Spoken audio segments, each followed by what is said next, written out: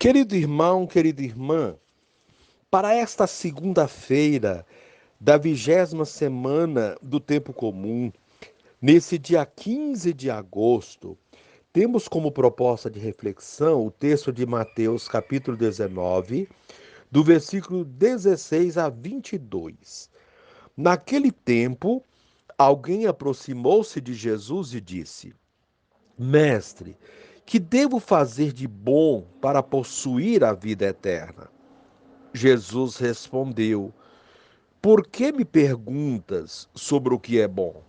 Um só é o bom. Se queres entrar na vida, observa os mandamentos. O homem perguntou: Quais mandamentos? Jesus respondeu: Não matarás, não cometerás adultério, não roubarás, não levantarás falso testemunho, honra teu pai e tua mãe e ama teu próximo como a ti mesmo. O jovem disse a Jesus: Tenho observado todas essas coisas. Que ainda me falta? Jesus respondeu: Se queres ser perfeito, vai, vende tudo o que tens, dá o dinheiro aos pobres e terás um tesouro no céu. Depois, vem e segue-me. Quando ouviu isso, o jovem foi embora, cheio de tristeza, porque era muito rico. Palavra da salvação. Glória a vós, Senhor. Querido irmão, querida irmã, conhecer os mandamentos é importante, mas é necessário bem mais. O jovem que se aproxima de Jesus é alguém cumpridor dos preceitos, uma pessoa de coração bom e de boas intenções. Contudo, ainda apegado às coisas efêmeras, ele pode ser o retrato da comunidade que, embora bem intencionada, ainda não se deu conta de que o seguimento a Jesus implica radicalidade, isto é, os bens são importantes, porém, o bem maior é Jesus mesmo. Ele é a nossa segurança. O pensamento de Santo Oscar Romero é ilustrativo nesse sentido.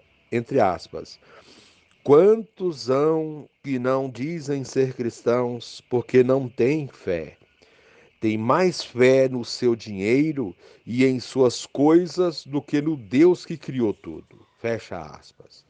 Querido irmão, querida irmã, muita gente tem no coração esse mesmo sentimento do jovem que se aproximou de Jesus com tanta disposição. E também pergunta o que pode fazer de bom para ganhar a vida eterna. Os mandamentos já os cumpre, mas sente que lhe falta alguma coisa mais radical, mais profunda. Aqui entra o tema da vocação de consagração, um chamado especial para viver a fé de maneira radical. Àquele jovem, Jesus indicou um caminho especial: desfazer-se dos seus bens e segui-lo. Para ele, o chamado seria no seguimento de Jesus, acompanhá-lo no seu estilo de vida e de serviço missionário. Mas aquele jovem era rico e estava preso a seus bens. Podia apenas fazer coisas boas, não podia viver como Jesus. Querido irmão, querida irmã, a proposta para esse dia, rezar pelos que o Senhor chama para uma vocação especial. E reze assim comigo. Divino Mestre, Jesus Cristo, nasceste pobre e abraçaste a pobreza por causa do reino de Deus. Ajuda-nos, Senhor, a sermos desapegados dos bens materiais e livres para te servir alegremente. Amém. Querido irmão, querida irmã, dando continuidade à reflexão da palavra de Deus, da liturgia dessa segunda-feira, da 20ª semana do tempo comum, nesse dia 15 de agosto, vivenciando essa semana nacional da família, que tem como pano de fundo o tema amor familiar, vocação e caminho de santidade. E você poderá acompanhar na sua Bíblia os textos Ezequiel 24, 15 a 24, o texto de Mateus 19, 16 a 22, o salmo responsorial tirado de Deuteronômio 32, 18 a 21. Uma vez que você já ouviu a proclamação do Evangelho com a reflexão, você agora poderá acompanhar a leitura da profecia de Ezequiel e a continuação dessa reflexão aplicada à vida. A palavra do Senhor foi-me dirigida nestes termos: Filho do homem, vou tirar de ti, por um mal súbito, o encanto de teus olhos. Mas não deverás lamentar-te, nem chorar ou derramar lágrimas. Geme em silêncio, sem fazer o luto dos mortos. Põe o turbante na cabeça, calça as sandálias dos pés, sem encobrir a barba, nem comer o pão dos enlutados. Eu tinha falado ao povo pela manhã e à tarde minha esposa morreu. Na manhã seguinte, fiz como me foi ordenado. Então o povo perguntou-me: Não nos vais explicar o que tem a ver conosco as coisas que tu fazes? Eu respondi-lhes: A palavra do Senhor foi-me dirigida nestes termos: Fala à casa de Israel. Assim diz o Senhor Deus: Vou profanar o meu santuário, o objeto do vosso orgulho, o encanto de vossos olhos, o alento de vossas vidas. Os filhos e as filhas que lá deixastes tombarão pela espada. E fareis assim como eu fiz. Não cobrireis a barba, nem comereis o pão dos enlutados. Levareis o turbante na cabeça, as sandálias nos pés, sem vos lamentar nem chorar. Definhareis por causa de vossas próprias culpas, gemendo uns para os outros. Ezequiel servirá para vós como sinal. Fareis exatamente o que ele fez. Quando isso acontecer, sabereis que eu sou o Senhor Deus. Palavra do Senhor. Graças a Deus. Querido irmão, querida irmã, hoje somos convidados a refletir sobre nossos valores, as coisas mais importantes que temos. Cabe aqui cada um pensar naquilo que lhe é mais importante nessa vida, como, por exemplo, pessoas queridas, bens materiais, saúde, etc. Depois de eleger qual a mais importante, pensar no que seria de nós se a perdêssemos. Assim, as leituras de hoje colocam diante de nós esse dilema. É o despojamento para seguir Jesus. Despojamento das coisas mais elementares de nossa vida. A primeira leitura do profeta Ezequiel traz essa questão de outra maneira. Deus diz para o profeta que irá tirar dele aquela que seria o encanto de seus olhos, sua esposa, e pede que ele não reaja com esse acontecimento, mas se comporte naturalmente, como se nada tivesse acontecido, que não vestisse luto, nem se lamentasse, nem chorasse, suportasse suportasse toda dor em silêncio, sem um gemido sequer, e que nem seguisse os costumes dos velórios. Orientou que o seu comportamento fosse como se nada tivesse acontecido. Que proposta desafiadora Deus fez ao profeta? Tudo isso para que ele servisse de exemplo para um povo do qual lhe seriam tiradas as coisas mais importantes, se não se comportasse conforme o ensinamento de Deus. Mais uma vez, vemos o profeta vemos que o profeta deve ser exemplo para o seu povo. Nas leituras dos dias anteriores, vimos que Deus fez do profeta outros exemplos, como quando fez com que ele tivesse comportamento de exilado. Agora Deus o põe à prova, tirando-lhe o que lhe era mais precioso, a mulher que ele amava. E ainda pedia que não chorasse sua morte. Somente alguém que ama profundamente a Deus seria capaz de tal renúncia para segui-lo. Muitas vezes temos dificuldade de nos desapegar de coisas irrelevantes. Imagine essa situação apresentada na primeira leitura. Quão difícil deve ter sido para o profeta viver essa situação de dor em silêncio, por fidelidade a Deus. Desse modo, o evangelho de hoje traz uma questão que segue na mesma linha, a do despojamento para seguir Jesus. É o caso do homem rico, que queria segui-lo, mas sem desfazer-se dos seus bens. Vejamos um pouco essa situação e tiremos dela algo para nosso compromisso com Cristo e com nossos irmãos. O Evangelho também trata da fidelidade a Deus e aos seus mandamentos, mas com um acréscimo, o despojamento.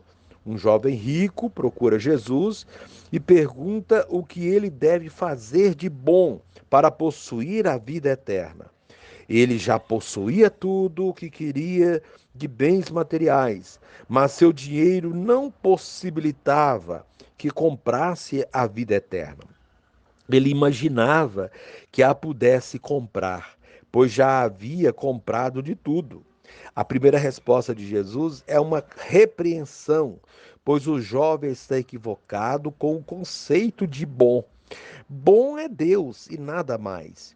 Tudo que ele fizesse não se enquadraria no conceito teológico de bom. A receita de Jesus lhe parece simples à primeira vista. Se tu queres entrar na vida, observa os mandamentos. O jovem achou isso moleza, pois, segundo ele, já observava todas essas recomendações contidas nos mandamentos. O que então lhe faltava? Faltava ser perfeito, mesmo não matando, não cometendo adultério, não roubando, não levantando falso testemunho, honrando os pais e amando o próximo como a ele mesmo. Lhe falta algo essencial: desfazer-se dos bens. E não eram poucos os seus bens. Ele era muito rico. Jesus tocou exatamente naquilo que estava faltando para esse jovem ser perfeito e entrar na vida. Porém, aqui estava o ponto fraco desse jovem, o apego aos seus bens. Quando Jesus lhe pediu que vendesse tudo e desse o dinheiro aos pobres, seu coração se encheu de tristeza. Ele não estava disposto a fazer isso. Ele queria o tesouro no céu, mas não queria desfazer-se dos seus tesouros na terra. O que ele queria era acumular mais um tesouro, como se esse último fosse algo que se comprasse. Há, portanto, uma incompatibilidade entre esses dois tipos de tesouro, e aquele que optar por um não poderá ter o outro. Há que fazer uma escolha. E pelo que tudo indica, o jovem preferiu ficar com o seu tesouro terreno, embora cumprisse os mandamentos de Deus. Vemos assim porque é difícil um rico entrar no reino dos céus. Desse modo, a liturgia de hoje nos impulsiona a refletir sobre nossas escolhas, bens e despojamentos. Será que estamos prontos para seguir Jesus verdadeiramente? Ou ainda estamos na fase que requer esforço para viver os mandamentos, mas com dificuldade de nos desfazer de nossos bens materiais e de pessoas queridas? Esses bens continuam a nos prender e tomar a maior parte de nosso tempo. Vemos, portanto, quão desafiador é o seguimento de Cristo e a fidelidade a Deus. São tantas as tentações e propostas que fica difícil manter-se fiel aos ensinamentos de Deus. Nessa situação, se encontrou Ezequiel na primeira leitura, assim se encontrou o jovem rico e assim se encontram muitos atualmente que querem servir a Deus. A que Deus servir? Eis a questão. Se o seguimos, mas não nos desapegamos de nossos bens, servimos-lo pela metade. Mas, mas nos desapegar totalmente e de tudo parece algo muito difícil, quase impossível, mas é o que as leituras de hoje nos propõem. Querido irmão, querida irmã, para essa segunda-feira, dentro da Semana Nacional da Família, o tema que deveria ser proposto para esse dia, a importância do convívio em família, conforme está em Efésios 6, 1 a 4, você poderá ler na sua Bíblia, a maior riqueza da família está na harmonia e no amor. Você poderá fazer esse tipo de oração em família que está postado aqui por escrito, e bem como tem o terço da Sagrada Família que pode ser rezado em família. E dentro do texto está aí, baseado em Amoris Laetitia, o número 58, diante das famílias e no meio delas, deve ressoar sempre de novo o primeiro anúncio, que é o mais belo, mais importante, mais atraente e ao mesmo tempo mais necessário, e deve ocupar o centro da atividade evangelizadora. É o anúncio principal, aquele que sempre se tem de voltar a ouvir de diferentes maneiras, e aquele que sempre se tem de voltar a anunciar de uma forma ou de outra. Porque nada há de mais sólido, mais profundo, mais seguro, mais consistente e mais sábio que esse anúncio. E toda a formação cristã é primariamente o aprofundamento do querigma. Isso aí é o número da Amoris Laetitia, número 58.